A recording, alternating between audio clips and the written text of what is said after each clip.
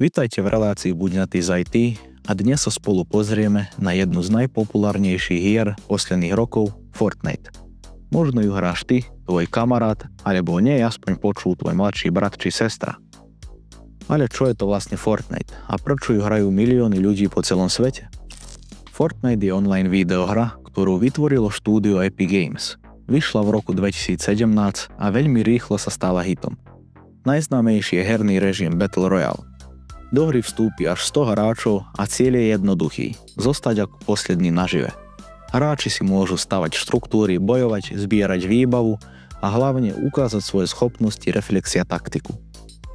Ale Fortnite nie je len o strieľaní. Je to miesto, kde sa stretávajú kamaráti, kde si ľudia vytvárajú vlastné svety, kde sa pravidelne konajú špeciálne udalosti, koncerty, spolupráce s filmami či nové sezóny s čerstvým obsahom. Pamätáte si napríklad koncert Travisa Scotta vo Fortnite? Viac ako 12 miliónov hráčov sledovalo túto udalosť naživo priamo v hre.